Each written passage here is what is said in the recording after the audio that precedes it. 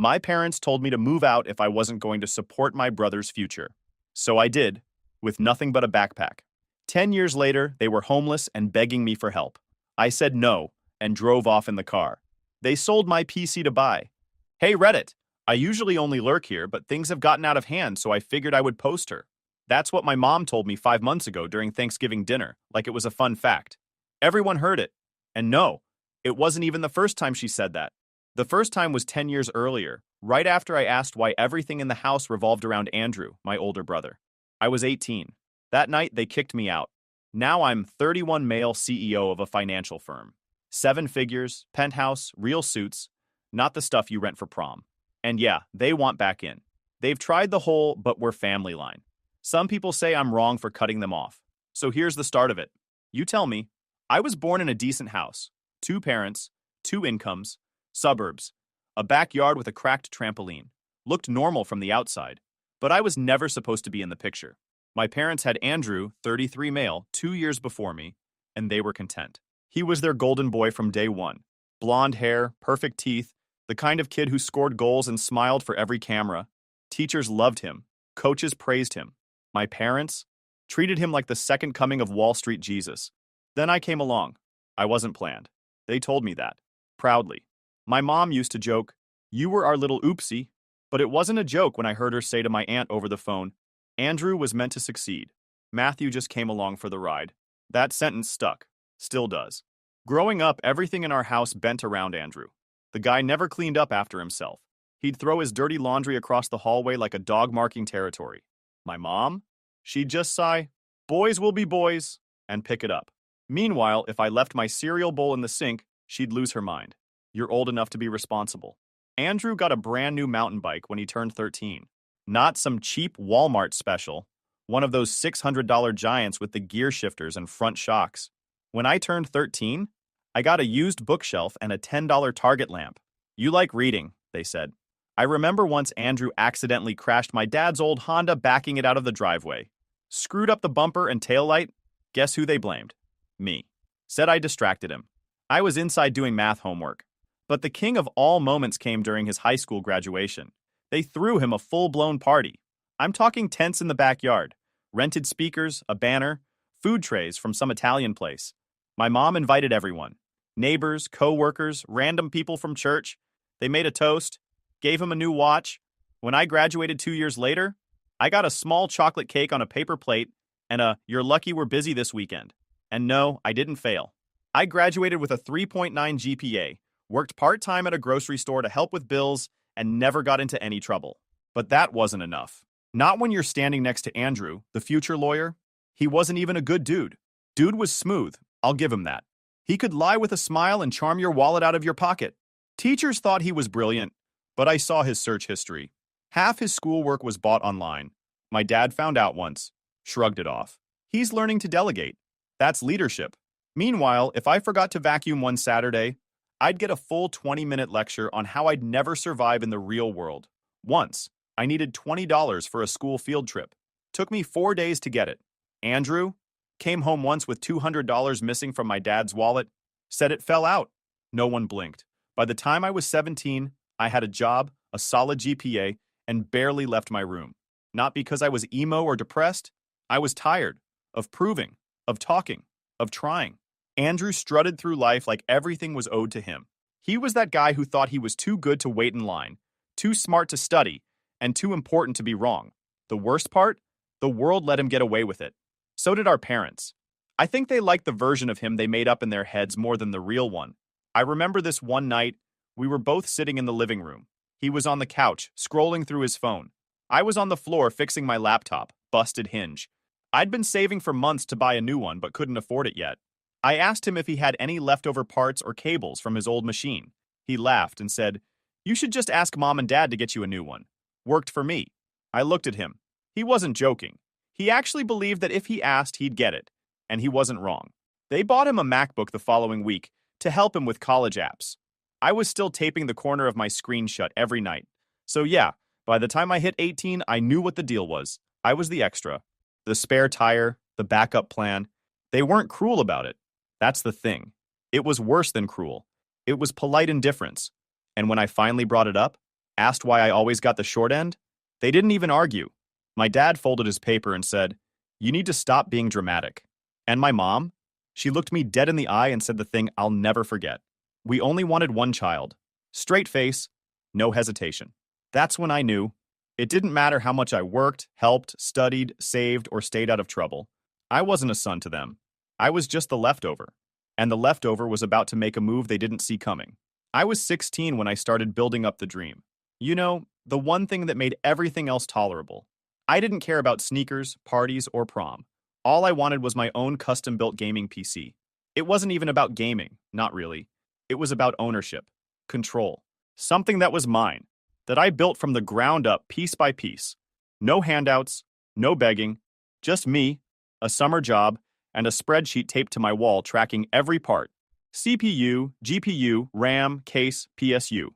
I used to watch PC building YouTube channels like they were religion. Every extra shift at the grocery store went into that build. I skipped meals sometimes just to save more. I didn't spend on clothes, didn't upgrade my cracked phone, didn't go out. My friends called me frugal. Truth? I was desperate.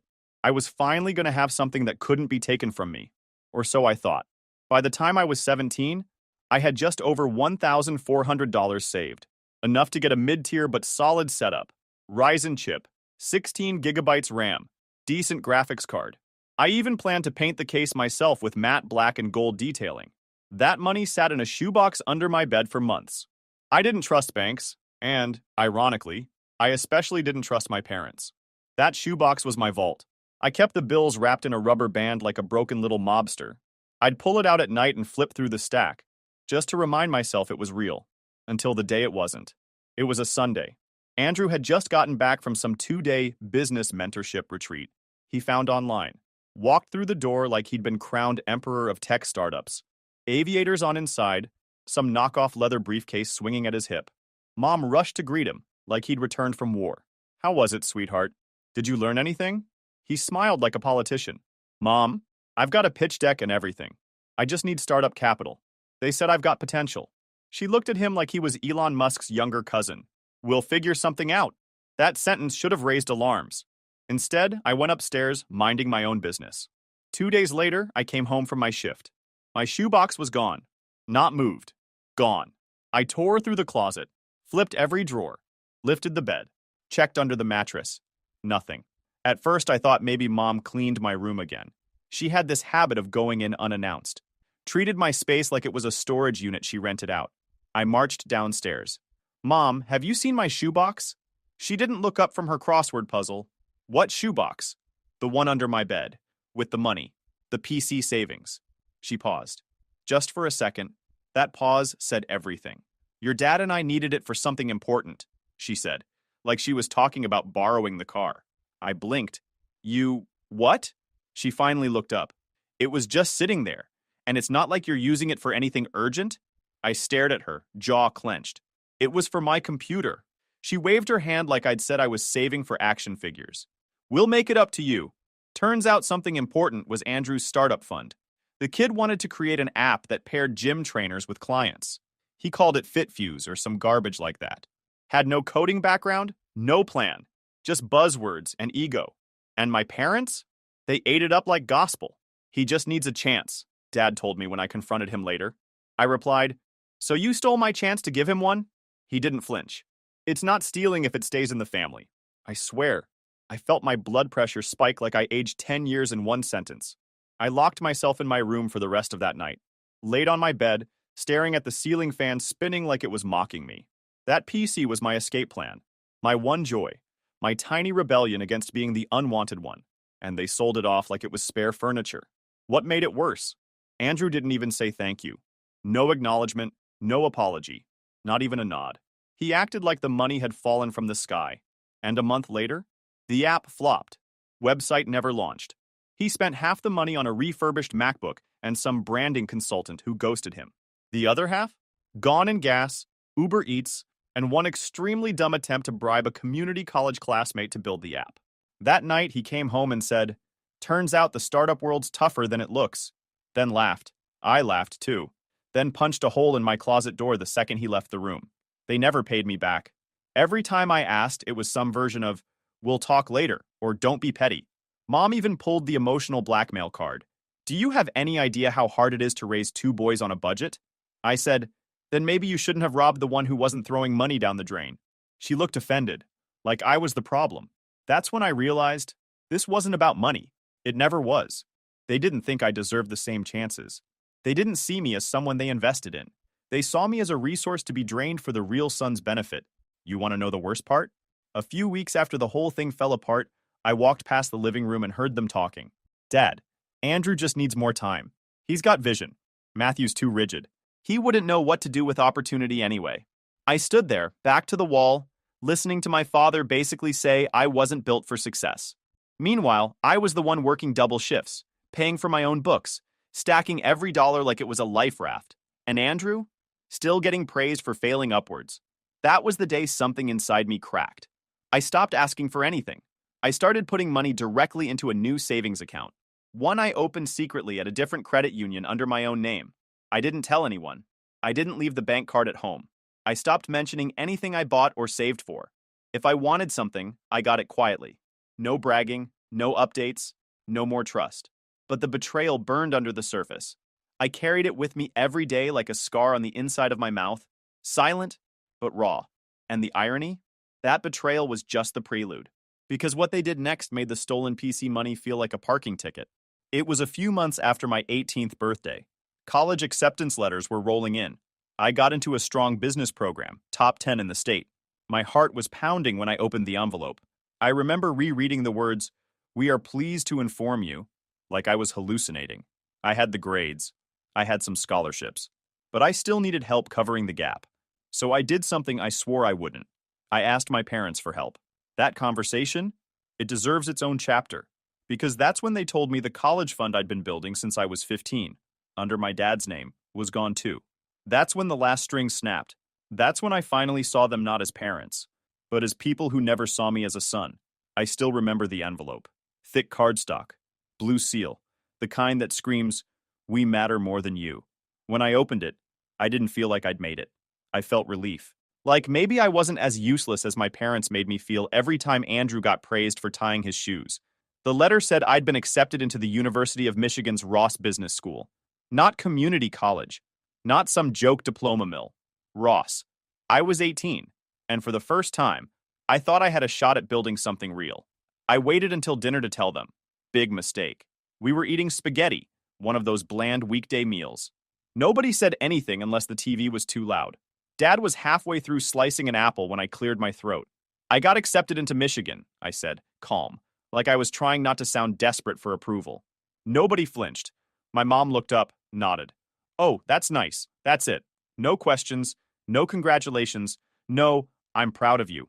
Just a flat, dry nod like I told her I took the trash out. Andrew, across the table, didn't even blink. He was pouring soda like this was beneath him. I laid the letter on the table. I got a partial scholarship. I still need to cover about $20,000 a year. If you guys can help with the first year, I can get loans and work to handle the rest. Dad didn't even look up. We don't have it. That sentence was surgical. Cold. Director. No sugarcoat. Just a verbal boot to the ribs. I blinked. I've been saving since I was 15. That account, my college fund, it should have close to $12,000 in it. The room went still. My mom froze. Dad looked up finally and said, "We used it. Used. It. No warning, no heads up, not even a conversation." Used it on what? I asked, my voice cracking, even though I swore I wouldn't give them the satisfaction. Andrew needed help, my mom said, folding her napkin like she was done with the subject. His pre-law program wasn't cheap? I didn't speak. Couldn't. Andrew took a slow sip of soda. Didn't say a word. Let me be clear. I worked from the age of 15. Grocery store. Dishwasher. Hell, I even helped repaint fences in the neighborhood for side cash. Every dollar that didn't go to bills went into that account. I couldn't open one myself, not until I turned 18. So my dad offered to keep it safe under his name. He promised, "I won't touch a cent. It's yours." And now it was gone. I pushed my chair back. It made that screeching sound you hear before fights. "So you stole from me?" I said. Dad's face hardened. "Don't start with the drama." Mom chimed in, voice sharp. "You're not entitled to that money. This family made sacrifices for you. You're not the only one with needs." "Yeah," I snapped. "But I'm the only one pulling my weight." Her fork hit the plate. Excuse me? I've worked for everything while Andrew sits on his ass pitching failed apps and burning other people's money, and you reward him, again, with my savings? Andrew finally spoke. Don't make this personal, man. You're not the only one trying. Trying? I barked. You blew $2 grand on fake logos and Thai takeout, and now my future's gone. That's when Dad slammed his hand on the table. You need to leave. Just like that. Not, go cool off. Not, we'll talk later. Just leave. I stood there frozen. Mom crossed her arms. We gave you a roof, food, clothes. And this is how you speak to us? Get out of this house if you think you're so grown. I stared at Andrew. Still sitting. Still silent. Nothing to say? I asked. You heard all of this. You saw what they did. You gonna back me up? He shrugged. That shrug. Worse than every insult. Every lie. Every stolen dollar. I grabbed my bag. No shoes. No jacket. Didn't matter. I wasn't staying. I walked out into the night with my breath fogging up and my chest on fire. It wasn't cold enough to freeze, but it felt colder than I've ever been. The porch light buzzed behind me. The door slammed shut like it couldn't wait to erase me. 10 minutes later, it creaked open. It was my mom. She didn't look at me. Just tossed out 2 backpacks like she was dropping off trash. One's got your stuff, she said. The other's junk we didn't want. Go wherever you want. Then the door closed again. Final. I didn't cry, didn't scream. I just stood there like a glitch in their perfect little family software. Uninstall complete. I don't know how long I stood there, but eventually I picked up those bags and walked down the street. No plan, no backup. I pulled out my phone, hands shaking, and called the only person I trusted, Jason. Jason was my best friend from high school. We used to trade notes in history class and roast the guidance counselor behind his back. Chill guy. Never asked too many questions. Never treated me like I was less. He picked up after 2 rings. I said, Hey, you free? He said, Where are you? I'm coming. 30 minutes later, he pulled up in his beat-up Toyota. Faded paint, duct-taped side mirror, smell of old fries. Never been happier to see a junk car in my life. He didn't ask what happened. He just said, Get in. That night, I crashed on a mattress in his living room, used a hoodie as a pillow. The ceiling fan clicked every 4 seconds. The place smelled like old laundry and ramen seasoning, but I felt more safe there than I ever had at home. I stared at the ceiling all night, wide awake, mind spinning. Not about revenge, not even about college. Just one thought. I'm on my own now, and no one's coming to help. The next morning, I woke up to the smell of bacon and eggs. Jason's mom was in the kitchen. Are you staying for breakfast? She asked. I nodded. She didn't press. Didn't ask about my parents. Just made me a plate like I was part of the house. First meal I'd had in weeks that didn't taste like resentment. 3 days later, I got a text from my grandfather. Come over. I heard what happened. That's it. No emojis, no fluff. I took the bus to his place. He opened the door wearing a bathrobe and an old t-shirt that said, Retired but dangerous. Didn't waste time. Is it true? I nodded. He sat down. Your dad always was an idiot. That's the closest thing I ever heard him say that resembled anger. Then he leaned forward, hands steepled. You're not staying with Jason forever. You're coming here. I blinked. You're serious? He nodded. That house forgot how to be a family a long time ago. But you're still blood. You still matter. He cleared out his home office. Made it a room for me. Small, creaky bed. Old desk. Clean window. The walls were lined with books and random war memorabilia. I didn't care. It felt safe, like a base. He didn't baby me. Didn't give me money. But he gave me something I hadn't had in years. A choice. He said, go to college or don't.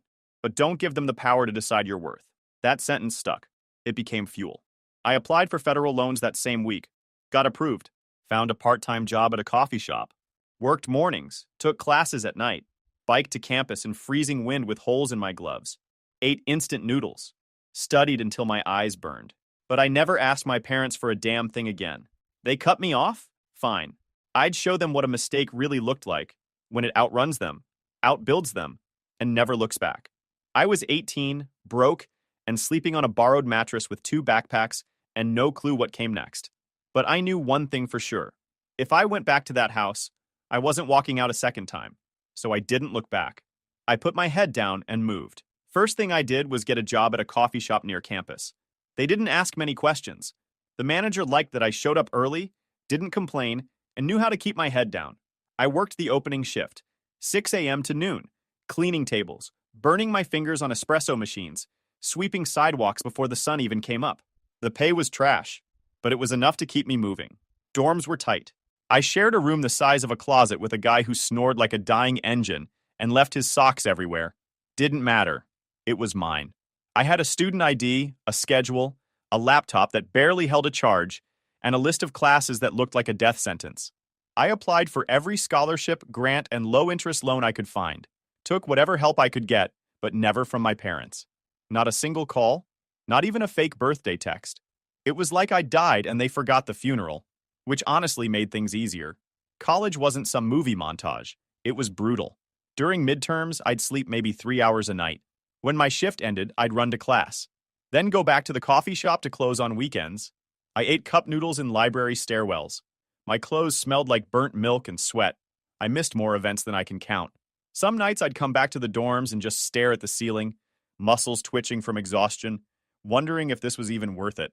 But every time I thought about quitting, I saw their faces again. My mom's cold stare, my dad's smug tone, Andrew's silence. I remembered the PC money, the college fund, the night they tossed my bags like garbage, and suddenly I wasn't tired anymore. There was one person who stayed in touch, my Aunt Everly.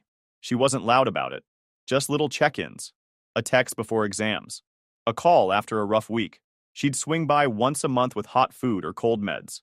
She never asked for details, never pushed for gossip. Once I told her I was fine, and she said, "You don't have to be. Just keep going." She didn't take sides, but I could see the guilt in her eyes whenever my parents came up. She didn't make excuses for them. She didn't try to fix anything. She just showed up, quiet, consistent, and exactly when I needed it. Graduation came fast. I was 22, standing on a crowded lawn in a cheap gown, holding a degree with my name on it. The sun was out, the wind was light, and I didn't scan the crowd. I already knew they weren't there. They didn't even know the date, but Everly was. She sat 3 rows from the back with a bouquet of gas station flowers and a proud smile that said everything I never heard from my parents. I didn't cry. I didn't get emotional. I just looked at her, nodded, and said, "I made it." 3 months later, I got an offer from a mid-sized financial firm in Chicago. Salary was $72,000 starting, more than fair for a fresh grad. I accepted on the spot. I moved into a shared apartment with 2 other guys, one who played guitar at midnight and another who stole food like a raccoon. Didn't care. I was working. I was building. I tracked every dollar. Split paychecks into rent, loans, savings, and don't touch unless you're dying money. I skipped vacations, turned down parties, lived on black coffee and pre-packed rice bowls. Every dollar was ammo. Every hour was leverage. 4 years passed. By 26, I'd paid off every loan and had 5 figures in savings. No debt, no help, no shortcuts, just grind. The turning point wasn't dramatic. It came in a small moment. I was sitting in a team meeting, watching a bunch of execs debate over a company's liquidity crisis. They were going in circles, spewing jargon, but I saw the answer, clear as day. I wrote it out, showed it to my supervisor after the meeting. He looked at it for 5 seconds and said, "Damn, this could have saved us an hour." I wasn't trying to impress. I was just wired different. I understood money because I had to fight for every cent. These guys played with it. I survived on it. That's when I started thinking, I could do this better. The idea of starting my own firm started as a whisper, but it didn't leave. I'd catch myself rewriting pitch decks in my head, rethinking how meetings were run. I started studying mergers in my free time, took online courses on business law, wrote plans in a Google Doc no one knew about. I didn't tell anyone, not even Jason. But every night after work, after the gym, after dinner, I'd stay up mapping it out. Clients, services, structure, numbers, no fantasy talk, no hype, just the math. Lynx Capital started as a file name on my laptop. It became real when I pulled the trigger.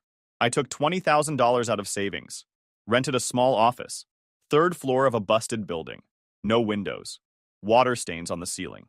I hired 2 interns and a secretary from Craigslist, used folding chairs for the first 2 months. No website, just a mission. We don't sell fluff. We fix problems. Fast. Our first client came through a contact at my old job. Their books were a mess. Cash flow was bleeding. We cleaned it up in 6 weeks. After that, word spread. By the time I turned 30, Lynx Capital was pulling 7 figures. I wasn't rich yet, but I was finally undeniable. Then Thanksgiving happened. Out of nowhere, Everly called and asked me to come to dinner. Said the whole family would be there. My first instinct? Hang up. But she said one thing that changed my mind. It's time for them to see who you became and who they lost. I didn't go for peace. I went to confront not with yelling, not with fists, with facts. I pulled up to her house in a clean black car. Nothing flashy, just sharp. Carried a bottle of wine that cost enough to make a point. Walked in and scanned the room. There they were, my parents, Andrew. Same smug posture, same fake smiles. When they saw me, they barely reacted. Andrew smirked. Well, look who decided to crawl back.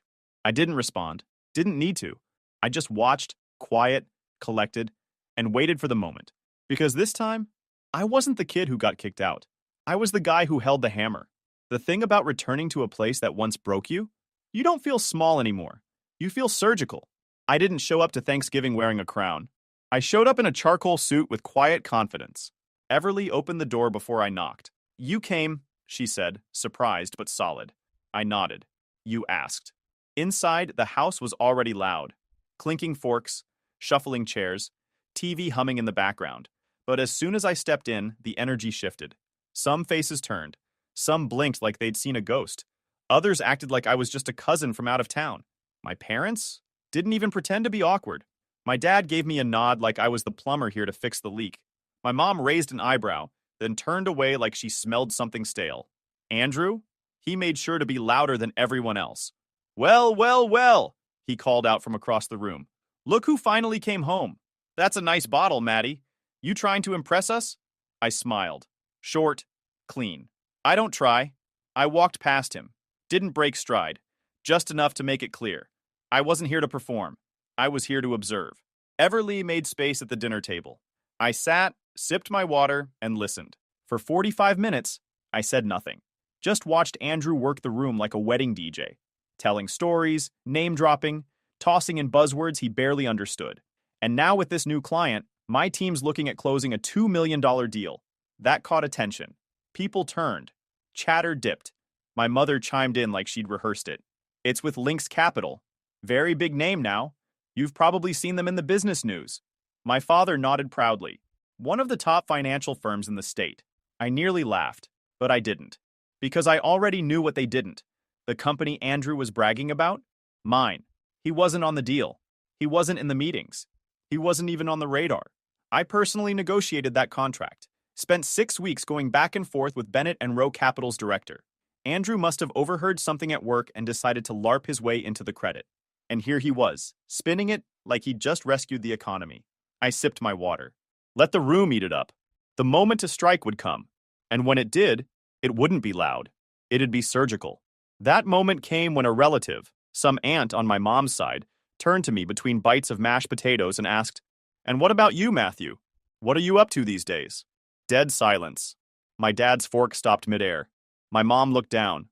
Before I could open my mouth, my father cut in. Matthew hasn't done anything worth mentioning. I stayed quiet. He continued. He's always been a little off track. You know, not everyone finds their place in life. He was kind of, well, an accident. We only ever planned for one child. Someone gasped, someone else coughed. Andrew smirked. I didn't flinch. I'd heard that line too many times. But this time, someone else responded. Everly. She stood up slowly, set her glass down. That's enough. Her voice wasn't loud, but it sliced through the room like a mic drop. You don't feel embarrassed saying that in front of all these people? She turned, eyes sharp. That mistake you disowned? He's the one who built something out of nothing. He's the one who never took a cent from you after you kicked him out with a pair of torn-up backpacks. And you're sitting here acting like he owes you silence? She looked around the room, then landed on Andrew. And Matthew isn't just doing fine. He's the founder and CEO of Lynx Capital. Yes, that Lynx Capital. And he didn't need to use anyone's name to get there. The room froze. Andrew's face dropped like a bad poker hand. But he recovered fast. Cocky people always do. He stood up, tone dripping with fake laughter. That's ridiculous. Are we just making things up now? Matthew's the CEO? Please. I'm literally about to close a deal with them, and I've never even seen his name in the emails. He looked at me, smiling, daring me to flinch. Mom jumped in. This boy's always been a dreamer, always reaching for things out of his league. Dad followed. What's he ever built? Some paper company in a rented office? I waited. Let them finish. Then I said one sentence. You have 5 minutes to apologize. Dead quiet. Someone dropped a fork. My mom actually laughed. Apologize? For what? I stood up, calm, hands in my pockets. I wasn't going to embarrass anyone tonight, but since we're making things public, fine. I pulled out my phone, walked to the side of the room, and dialed. Everyone watched. It rang once, then connected. Jack, I said. It's Matthew. Quick question. You know Andrew Peterson? There was a pause. Who? He works at Bennett and Rowe. Says he's closing the Lynx Capital deal. Another pause. Then Jack's voice came back sharp and loud enough through the phone for people nearby to hear, that clown? Never even been in the room. Who gave him permission to speak on our behalf? I thanked him and hung up. 2 minutes later, Andrew's phone started ringing. He stared at the screen like it was on fire. He answered, walked away, but not fast enough. Jack's voice boomed through the speaker. You ever pretend to represent this company again? I'll have you blacklisted from every financial firm in the city. Do you understand me? Andrew's voice dropped to a whisper. Yes, sir. I'm sorry. I sat back down. Nobody moved. Nobody spoke. I looked at my father. Still think I haven't done anything worth mentioning? He stared at his plate. My mom opened her mouth, then shut it. Andrew returned, white as paper, sweating through his dress shirt. No one clapped. No one defended him. The silence? Delicious. Everly leaned over and whispered, that was overdue. I stood up again, buttoned my jacket. If you'll excuse me, I think I've had enough. She grabbed my wrist. Thank you for showing up. I nodded. Thank you for being the only one who ever did. And I walked out. 2 days later, the fallout landed. I was in a boardroom when the receptionist buzzed my line. Mr. Peterson, she said carefully. There's a group downstairs, 4 adults and 1 child. They say they're your family. They're asking to speak to you. I pulled up the lobby cam. There they were. Mom, Dad, Andrew, his wife, his kid, all of them. Andrew looked wrecked. I didn't take the call. I called my lawyer instead. 10 minutes later, he met them in the lobby. No smiles, no greetings, just paperwork. I'm here on behalf of Mr. Matthew Peterson, he said, voice steady. You are to cease all contact, verbal, physical, digital. Any further harassment will be met with legal consequences. Andrew tried to interrupt. Got shut down. Security walked them out without drama. 3 weeks after Thanksgiving, Andrew got fired. Bennett and Rowe didn't make a scene. They just cut him loose. Security walked him out of the building before lunch. His badge deactivated. His access revoked. His name stripped from the email directory by 3 p.m. I didn't call it in. I didn't have to. Jack pulled the plug himself. By the end of the week, Andrew's name was unofficially blacklisted across every mid-level finance firm in the state. The guy went from wearing $400 loafers to begging recruiters to call him back. Didn't work. Nobody wants a fraud. Andrew tried to pivot, said he'd start his own consulting group, built a site on Wix, made a LinkedIn post full of buzzwords, 2 likes, no clients. 6 weeks later, the site disappeared. Then came the debts. Turns out Andrew had been living on borrowed money and fake promises. Car loan, personal loan, credit cards, a failed crypto side hustle, and a $40,000 business investment he took from a family friend who finally wanted it back. He couldn't pay any of it, so he did what golden children do when things collapse. He ran home to mommy and daddy. But the house wasn't safe either. Dad had taken out a second mortgage years ago to invest in Andrew's future. The payments were getting tight. Mom had stopped working after her hip surgery. Savings dried up. When the foreclosure notice hit the mailbox, my mom called my aunt first, begged her to help. My aunt said she didn't have the money. Then she called me, didn't even use my name. She opened with, "We're in trouble." No, "How are you?" No, "We're sorry." Just a straight shot beg, like I owed them something. I didn't yell. I didn't hang up. I listened. She said they were behind on everything, that my dad's credit was shot, that they were trying to find a smaller place, but no one would approve them without a cosigner, that Andrew was going through a hard time, that the baby was sick, that the rent prices were outrageous, that I wouldn't understand because I've never had to worry about money. That last part almost made me laugh. I said one sentence. You made your decision when you sold my future for his. She didn't reply. I hung up. A week later, they showed up in person. The receptionist buzzed my office line again. Mr. Peterson, your family is in the lobby. I didn't even look at the camera this time. I called legal. Same guy as before. Escalate it, I said. They got served that afternoon. A cease and desist with an additional clause. Any further uninvited contact would trigger legal action for harassment. I watched the footage afterward. They didn't cry. They didn't scream. They just stood there, stunned. then left. They never came back. 2 months later, I got a text from my aunt. One line. They're staying in a shelter near the west side. House is gone. Credit's gone. They're broke. That was it. Andrew applied for bankruptcy. My father tried to drive for Uber, got denied for insurance reasons. My mom filed for early Social Security and got denied on a technicality. The shelter let them stay for 30 days. Then they were rotated out. They tried couch hopping. No one wanted them. Jason sent me a photo once. My parents outside a public library with 2 plastic bags and no plan. Dad sitting on a bench, staring into nothing. Mom trying to keep her phone charged off a wall socket. Andrew was nowhere to be seen. Guess he bailed when things got real. 3 weeks after that, I got a letter. Handwritten. No return address. Folded 3 times. It said, "We made mistakes. We know, but we're still your parents. Please don't let us die like this." It wasn't signed. I recognized my father's handwriting. I didn't respond. I didn't shred it either. I stapled it to the back of my old college acceptance letter, the one they shrugged off. Filed it. Proof. That's all it was.